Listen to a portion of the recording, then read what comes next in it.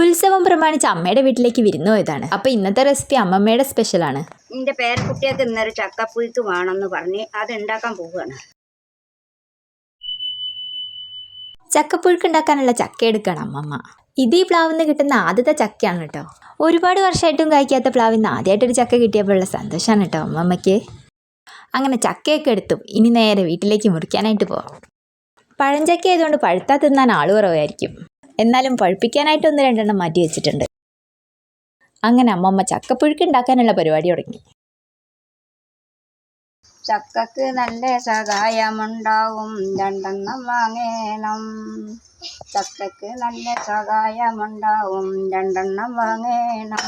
ചക്ക മുറിക്കുമ്പോൾ ചക്കപ്പാട്ട് പാടിയ പോലെ എന്ത് ചെയ്യുമ്പോഴും അതിനനുസരിച്ചുള്ളൊരു പാട്ട് അത് നിർബന്ധമാണ്. പാട്ട് മാത്രമല്ല കഥയുണ്ട്. അങ്ങനെ കഥയൊക്കെ പറഞ്ഞിരുന്ന ഒരു നല്ല മഴയ്ക്ക് ശേഷമാണ് കേട്ടോ ചക്ക അരിഞ്ഞു കഴിഞ്ഞത്. ചക്കയിൽ പാകത്തിന് ഉപ്പും വെള്ളവും ചേർത്ത് അടുപ്പത്ത് വെച്ചു. ചക്ക വെന്ത് വരുന്ന സമയം കൊണ്ട് ഇനി അരപ്പ് തയ്യാറാക്കാം. ചിരവി വെച്ച തേങ്ങയിലേക്ക് നല്ല ജീരകം, മഞ്ഞൾപ്പൊടി, പച്ചമുളക്, ചുവന്നുള്ളി ഇതൊക്കെ ചേർത്തിട്ട് അരച്ചെടുക്കാം.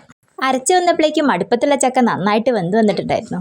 പിന്നെ അരപ്പ് ചേർത്ത് നന്നായിട്ടൊന്ന് മിക്സ് ചെയ്ത ശേഷം വെളിച്ചെണ്ണയിൽ കടുകും കറിവേപ്പിലയും വറ്റൽമുളക് ഇട്ടൊന്ന് വറവിട്ടെടുത്ത്. അങ്ങനെ ചക്കപ്പുഴുക്ക് റെഡി. അപ്പോൾ എല്ലാവർക്കും വീഡിയോ ഇഷ്ടപ്പെട്ടെങ്കിൽ ലൈക്ക് ചെയ്യുക, ഷെയർ ചെയ്യുക, സബ്സ്ക്രൈബ് ചെയ്യുക. താങ്ക്